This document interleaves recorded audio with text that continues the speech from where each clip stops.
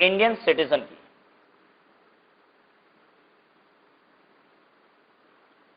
ठीक है, एक बात बताइए, क्या आप सब इंडियन सिटीजन हो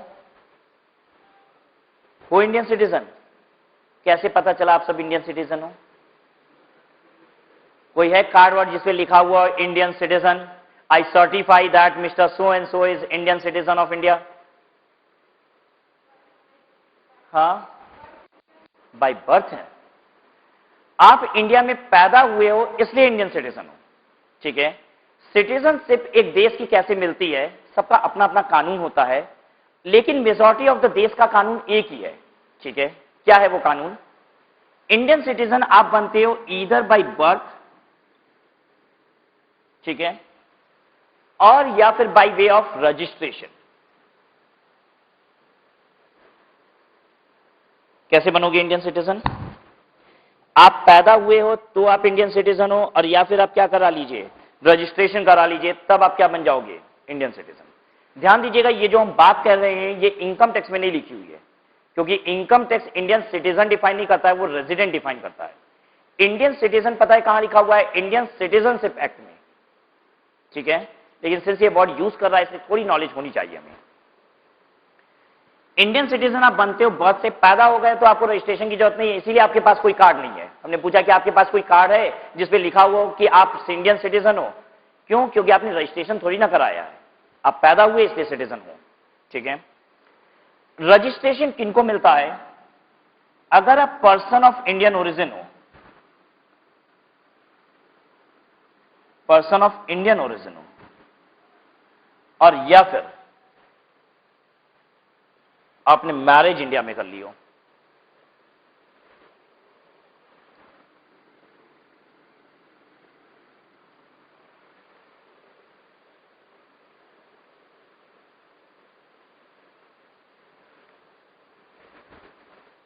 पैदा हुए हो, या फिर आपने रजिस्ट्रेशन कराया है। रजिस्ट्रेशन भी किसको मिलेगा? किसी को भी नहीं कि बस कोई भी मन आया, विदेश से उठ के आया और इंडिया में कह रहा है हम इंडिया के सिटीजन बनना चाहते हैं, मेरा रजिस्ट्रेशन कर दीजिए। नहीं होगा।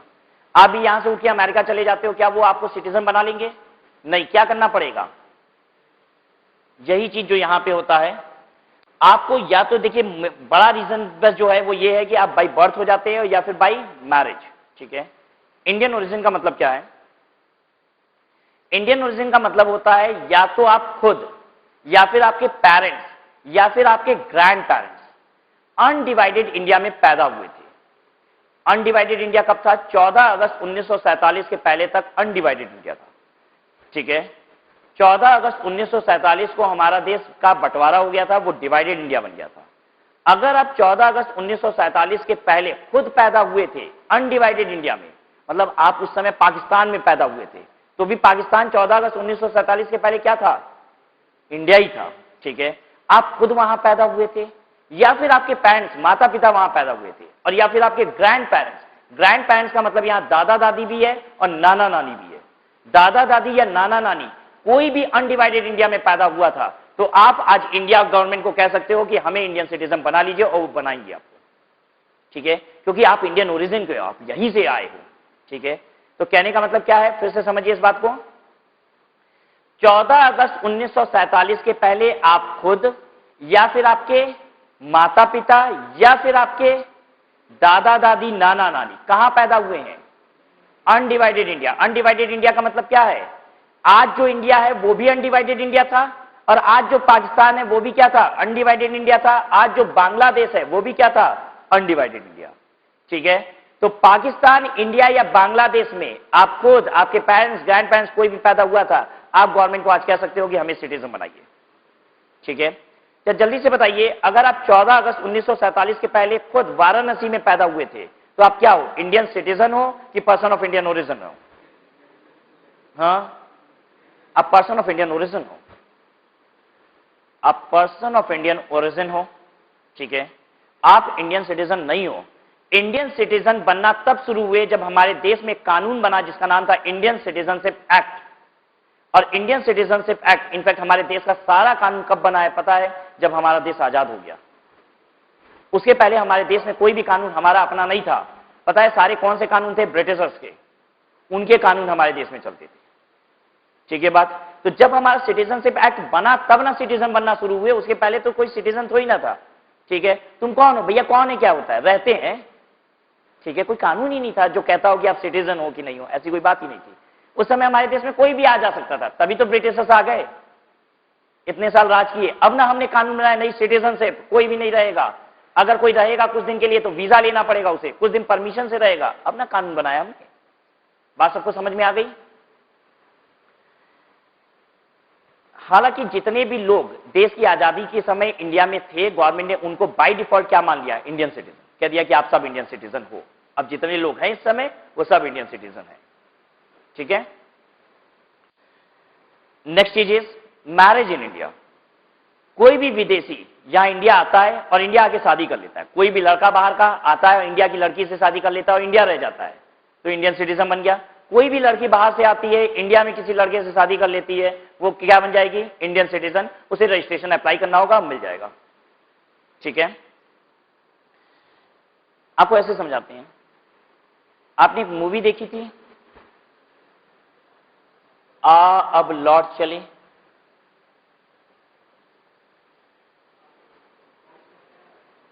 ऐश्वर्या राय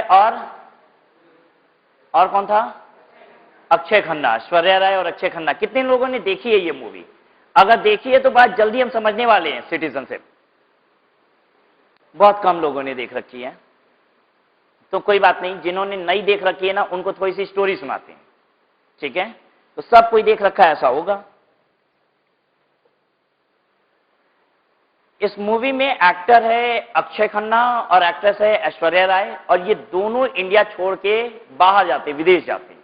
ठीक है, पता नहीं कौन से कंट्री जाते हैं, लेकिन हम बोल देते हैं अमेरिका जाते हैं। ठीक, बैंकॉक जाते हैं। अच्छा, पता नहीं, तुम झूठ भी बोल रहे हो सकता है। ठीक है, तो ग्रांटेड नहीं ले रहे हैं, वो कहीं जाते हैं, विदेश जाते हैं। ठीक है, दोनों लोग नौकरी तलाश करने के लिए वहां पे जाते हैं कि हमको अच्छी जॉब मिल जाए। इंडिया से वो लोग दोनों लोग त्रस्त थे, कहते हैं इंडिया में कोई स्कोप ही नहीं है, कोई ग्रोथ ही नहीं है, हम लोग विदेश जाएंगे, काम करेंगे। ठीक है, दोनों लोग अलग अलग जाते हैं। ठीक है, मतलब ऐश्वर्या राय और अक्षय खन्ना एक दूसरे को जानते नहीं है अभी। ठीक है, दोनों लोग वहां जाते हैं, लेकिन जहां जॉब करने जाते हैं साथ में टकरा जाते हैं, ऊपर वाला मिला रहा है। ठीक है, ऐसे ही तो प्यार होता है। तो वो दोनों लोग बार बार टकराते हैं, बार बार टकराते हैं। ऐश्वर्या राय को अक्षय खन्ना से प्यार हो जाता है। ठीक है, लेकिन अक्षय खन्ना उससे प्यार नहीं कर रहा है क्योंकि उसका एक दूसरा मोटिव है। पता है उसका मोटिव क्या है? उसे सिटीजनशिप चाहिए अमेरिका की। और सिटीजनशिप कैसे मिलती है आपने सीख लिया है, या तो पैदा हुए हो अमेरिका में, कहीं भी हर देश का यही सिस्टम है, और या फिर वहां पे शादी की हो। शादी का मतलब ये नहीं है कि दो लोग इंडिया से जाके वहां शादी कर लिए तो दोनों सिटीजन बन जाएंगे। पता है वहां जाके शादी करने का मतलब क्या है? इंडिया का लड़का किससे शादी करे? जो अमेरिका की सिटीजन है उससे शादी करे। ठीक है, तो अक्षय खन्ना को किसी अमेरिका के सिटीजन से ही शादी करना है, इसलिए वो क्या करता है, ऐश्वर्या राय को लाइन नहीं देता है। ठीक है, ऐश्वर्या राय उसके लिए गाना भी गाती है, मेरा दिल तेरा दीवाना मैं तो तुझ पे मरती हूं। लेकिन अक्षय खन्ना वो भी बात नहीं सुनता है और वो कंटिन्यू किससे प्यार करता रहता है? वो जो दूसरी वहां की सिटीजन थी उससे। ठीक है, तो हमने आपको लॉजिक दिखाने की, समझाने की कोशिश की कि व्हाट इज दिस सिटीजनशिप। आपको किसी भी देश की सिटीजनशिप चाहिए तो आपको क्या करना पड़ेगा, या तो वहां पैदा होना है या फिर आपको वहां पे शादी करनी है। ठीक है, तो किसको किसको अमेरिका की सिटीजनशिप चाहिए? यहां पे जाके शादी करनी पड़ेगी। ठीक है, कह रहा कर लेंगे, इसमें क्या है, ये तो आसान काम है। बल्कि आप सर ये कहे होते कि पढ़ लिख के कुछ करना पड़ेगा तो मुश्किल हो जाती। गाना वाना गा लोगी जाके? कह रहा हाँ कर लेंगे सर मैनेज। चलिए देखिए अब इसे, N Indian citizen who leaves India during the previous year for the purpose of employment. एक इंडियन सिटीजन है जो इंडिया छोड़ के जा रहा है ड्यूरिंग द प्रीवियस ईयर। अच्छा, इंडियन सिटीजन है तो कैसे इंडियन सिटीजन हुआ होगा? अपने दिमाग में कैलकुलेट करो। पैदा हुआ होगा, या फिर अब इंडिया बाहर से आके शादी करा, इंडिया में इंडियन सिटीजनशिप लिया और बाहर चला जाएगा? ऐसा तो होगा नहीं। इंडियन सिटीजन यहां का बाहर जा रहा है मतलब पैदा हुआ होगा यहां। ठीक है, इंडियन सिटीजन है who leaves India during the previous year for the purpose of employment. अच्छा, पैदा होने का मतलब भी हम आपको एक बार बता दें। पैदा में माता पिता में से एक इंडियन सिटीजन होना चाहिए। ठीक है, जैसे दो विदेशी जोड़ा इंडिया में हनीमून के लिए आता है और यहां से एक और लेके जाता है, तो वो इंडियन सिटीजन नहीं था। क्लियर है, बात समझ में आ गई? इंडियन सिटीजन होने के लिए आप इंडिया में पैदा हुए हो और मां बाप में से कोई एक इंडियन होना चाहिए। ठीक है,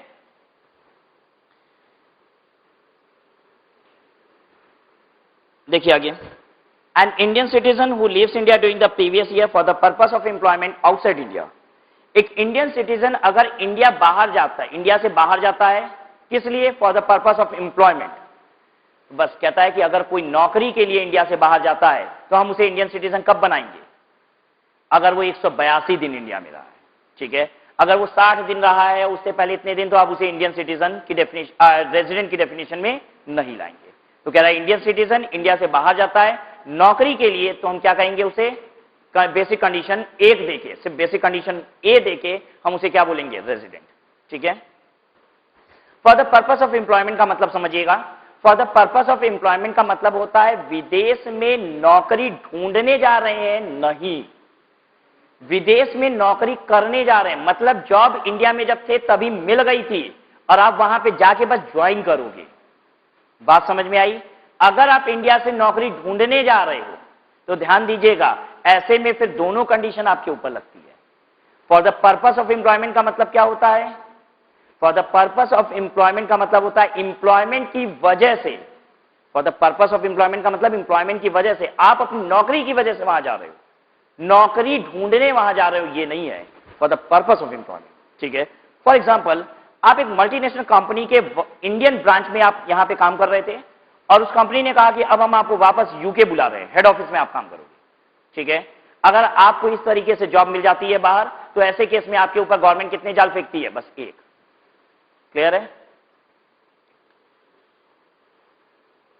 या फिर, और an Indian citizen who leaves India during the previous year as a member of crew of an Indian ship. आप शिप पे काम करते हो, शिप पे जितने लोग काम करते हैं उनको crew members of the ship बोलते हैं। ठीक है, हवाई जहाज में भी जितने लोग काम करते हैं, एयरक्राफ्ट में भी जितने लोग काम करते हैं, उन्हें बोला जाता है crew members of the aircraft. लेकिन उनकी बात नहीं हो रही है, बात किसकी हो रही है यहाँ पे? Crew members of the ship. अगर आप शिप पे काम करते हो और कोई शिप जो इंडिया से बाहर जा रही है, ठीक है, आप भी उसके साथ इंडिया से बाहर जा रहे हो, तो आपको रेजिडेंट हो कि नहीं हो ये देखने के लिए हम बस क्या देखेंगे? बेसिक कंडीशन ए। क्लियर है बात? तो कैसे याद रहेगा हमको? इंडियन सिटीजन जो इंडिया बाहर जा रहा है for the purpose of employment, और Indian citizen who leaves India during the previous year as a member of crew of an Indian ship. फिर उसके बाद इंडियन सिटीजन और a person of Indian origin who comes on a visit to India during the previous year. एक India का citizen है, ठीक है, और या फिर एक पर्सन ऑफ इंडियन ओरिजिन है और वो इंडिया इस बार घूमने आया है, comes on a visit to India. अगर इंडिया का सिटीजन या फिर पर्सन ऑफ इंडियन ओरिजिन इस बार घूमने आया इंडिया, अब बाहर रहता है, ठीक है, विदेश में रहता है, गांव की गलियों में एक बार फिर से आया है देखने, ठीक है, 10 साल बाद आया है, यार अपनी गांव की गलियों को फिर से याद करेंगे, ताजा करेंगे। ठीक है, आया बेचारा, कुछ दिन रहा, इंडियन गवर्नमेंट कह रही है लाओ यहाँ के रेजिडेंट बन गए और सारा टैक्स यहाँ जमा करो। तो ऐसा गवर्नमेंट नहीं कहेगी, कह रही है अगर तुम अपनी गलियों को देखने आए हो, घूमने आए हो, तो बेसिक कंडीशन ए देखेंगे, ये बी वाला नहीं देखेंगे, क्योंकि बी वाले कंडीशन से एक इंसान जल्दी पकड़ा जाता है। पता है क्योंकि इसमें क्या है, प्रीवियस ईयर में 60, पुराने 4 साल का मिला के 365, तो मोटा मोटी ऐसे समझिए कि अगर 60 दिन भी रहे हो, ठीक है, 60 दिन यहां रहे और लगभग 100 दिन भी यहां रहे, तो 365 तो हो ही जाएगा 4 साल में। तो एक इंसान मान लीजिए वो विदेश में रहता है, हम विदेश में रहते हैं, विदेश में कमाते हैं और अपने परिवार से मिलने कभी कभी इंडिया आते हैं, हर साल आते हैं, 2-3 महीना रह के जाते हैं, तो बार बार हम क्या बन जाएंगे, प्रीवियस ईयर में 60 दिन और उससे पुराने 4 साल में 365 दिन रेजिडेंट बन जाएंगे और हमारी गवर्नमेंट हमसे टैक्स ले लेगी क्या? हम तो विदेश में कमाते हैं, ये तो बेकार की बात है। तो गवर्नमेंट कह रही है तुमको नहीं पकड़ेंगे, तुम आओ घूमो, नहीं तो लोग क्या करेंगे पता है, माँ बाप से मिलने भी नहीं आएंगे, कहेंगे हम तो जाएंगे मिलने के लिए माँ बाप से, और गवर्नमेंट हमारी क्या करेगी, पकड़ लेगी, कहेगी नहीं तुम तो हमारे ही हो। अब माँ बाप के हो नहीं पा रहे हैं, गवर्नमेंट के हो जा रहे हैं। बात समझ में आ रही है सबको? तो गवर्नमेंट कह रही है तुमको नहीं पकड़ेंगे, आओ मिलो, इसमें कोई दिक्कत नहीं है, 182 दिन या उससे ज्यादा रहोगे तभी रेजिडेंट कहेंगे। ठीक है, तो इंडियन सिटीजन घूमने आता है या फिर कौन घूमने आता है, पर्सन ऑफ इंडियन ओरिजिन। ठीक है, अब एग्जाम में क्वेश्चन कैसे बनाता है, कहता है एक पर्सन ऑफ इंडियन ओरिजिन है, वो विदेश में नौकरी करने जा रहा है, पर्सन ऑफ इंडियन ओरिजिन है, विदेश में नौकरी करने जा रहा है, बताइए एक्सेप्शन में आ जाएगा ये बात? नहीं आएगा। पता है विदेश में नौकरी करने जा रहा है, ये कौन सा पर्सन था, इंडियन सिटीजन। इंडियन सिटीजन नौकरी करने जाएगा, इंडियन सिटीजनशिप पे जाएगा, आएगा कौन? इंडियन सिटीजन या पर्सन ऑफ इंडियन ओरिजिन घूमने, तब एक्सेप्शन लगेगा। ठीक है, जल्दी बताइएगा, बेसिक कंडीशन ए मिलेगी कि दोनों मिलेगी? हम एक सिचुएशन दे रहे हैं, बताइए ए मिलेगी कि दोनों मिलेगी? ए कब मिलती है? बस बेसिक कंडीशन ए कब मिलती है? जब आप कहां कवर होते हो? एक्सेप्शन। ठीक है, एक्सेप्शन में कवर होगे तो ए मिलेगा, एक्सेप्शन में कवर नहीं होगे तो ए और बी दोनों मिलेगा। ठीक है, आप पर्सन ऑफ इंडियन ओरिजिन हो और एक शिप के साथ क्रू मेंबर की तरह इंडिया से बाहर जा रहे हो। ठीक है, बताइए आप रेजिडेंट हो कि नहीं, ये देखने के लिए हम ए बी दोनों दें? ए दे, हाँ ए बी दोनों, पर्सन ऑफ इंडियन ओरिजिन हो हमने कहा। पता है कौन अगर इंडिया के बाहर शिप पे जाता है तो देखा जाता है सिर्फ ए दिया जाता है? Indian citizen. इंडियन सिटीजन अगर इंडिया के बाहर जाता है क्रू मेंबर की तरह, तब एक्सेप्शन लगता है। बहुत ध्यान देना होगा, यही तो एग्जाम में करता है। जहां इंडियन सिटीजन की बात है वहां बोल देता है पर्सन ऑफ इंडियन ओरिजिन। ठीक है, तो याद कैसे रखेंगे बच्चे? एक्सेप्शन में 4 बातें हैं, एक्सेप्शन में 4 बातें हैं। ठीक है, पहली बात, जाने वाली बात 2 लोगों पे है। कौन कौन जाएगा? इंडियन सिटीजन जाएगा नौकरी के लिए और इंडियन सिटीजन ही जाएगा कहां पे? शिप पे। आने वाली बात किसके लिए है? दोनों के लिए। इंडियन सिटीजन घूमने आ जाए या फिर कौन घूमने आ जाए? Person of Indian origin. ठीक है, ऐसे समझिए, दादाजी इंडिया में पैदा हुए थे, पापा इंग्लैंड में पैदा हुए थे और आप भी इंग्लैंड में पैदा हुए। दादाजी इंडिया में, आप इंग्लैंड में, और पापा इंग्लैंड में और आप भी इंग्लैंड में। बताइए आप कहां के सिटीजन हो? तो इंग्लैंड के सिटीजन हो, आप तो इंग्लैंड वाले हो ना। ठीक है, आप इंडिया घूमने आते हो ड्यूरिंग द प्रीवियस ईयर, क्या एक्सेप्शन में कवर होगे? जल्दी बताइए, एक्सेप्शन में कवर होगे? हाँ कवर हो जाओगे। क्यों? आप पर्सन ऑफ इंडियन ओरिजिन हो, आपके दादाजी इंडिया के हैं। गवर्नमेंट हमारी कहेगी देखो हमारे ही देश का एक क्या आया है? पर्सन आया है। ठीक है, हमारे ही देश से तो ये मतलब इसकी जो शुरुआत हुई थी ये कहां से हुई थी? हमारे ही देश से। ठीक है, तो दादाजी के बेसिस पे आप जब इंडिया पे आओगे तो ऐसे में गवर्नमेंट आपके ऊपर क्या जाल फेंकेगी? बस एक ही जाल। ठीक है, बेसिकली गवर्नमेंट चाहती है ऐसे लोग आए। देखिए आपका देश है, दादाजी यहां पैदा हुए थे, आपका मन कर रहा है आने का लेकिन आप आ नहीं रहे हो, कह रहे नहीं जाएंगे उस देश में। उस देश में जाएंगे सब पकड़ के हमको क्या बना देंगे? रेजिडेंट। तो हमारी गवर्नमेंट कह रही है चिंता मत करो, 182 दिन या उससे ज्यादा रहोगे तभी बनाएंगे, नहीं तो नहीं बनाएंगे। आओ घूम के जाओ, कोई दिक्कत नहीं है।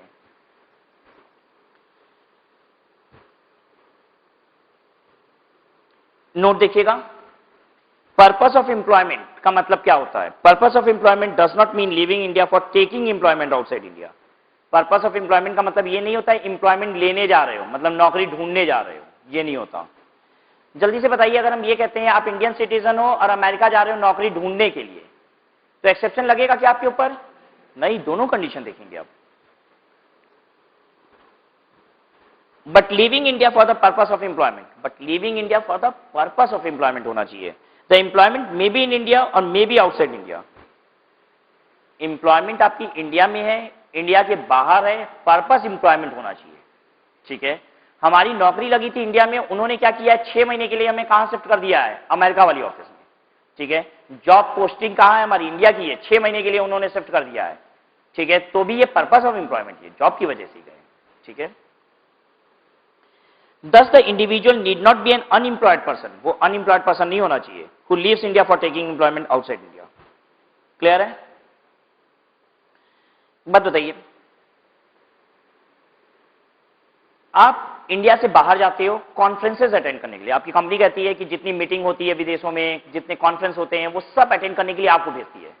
ठीक है, तो आप हमेशा इंडिया में बहुत कम दिनों के लिए रहते हो, आप कॉन्फ्रेंस मीटिंग कंपनी की यही सब अटेंड करते रहते हो। ठीक है, अब एक बात बताइए, क्या इसे ये कहा जाएगा you are living India for the purpose of employment और गवर्नमेंट आपके ऊपर एक ही जाल फेंकेगी? हाँ जल्दी बताइए। नहीं, just not for the purpose of employment. पता है पर्पस ऑफ एम्प्लॉयमेंट का मतलब ये होता है कि आप विदेश में जॉब को ज्वाइन करने जा रहे हो, विदेश में रह के जॉब करोगे, एम्प्लॉयमेंट वहां पे करोगे, काम वहां पे करोगे। ठीक है, अगर हम जाते आते रहते हैं तो इसे पर्पस ऑफ एम्प्लॉयमेंट नहीं कहा जाता। गए 4 दिन मीटिंग अटेंड करके आए, 1 दिन इंडिया में रहे, फिर 4 दिन के लिए चले गए, तो ऐसे इंडिया में बहुत कम भी रहे, उससे फर्क नहीं पड़ता, आपके ऊपर एक्सेप्शन नहीं लगेगा। एक्सेप्शन कब लगता है? जब आप इंडिया से बाहर जाते हो और वहां जॉब ज्वाइन कर लेते हो, काम करते हो। This is called purpose of employment, ठीक है। Attending conferences, seminars, this are not called purpose of employment. लिख लीजिए इस बात को, attending conferences, seminar outside India is not purpose of employment. Attending conference, seminar outside India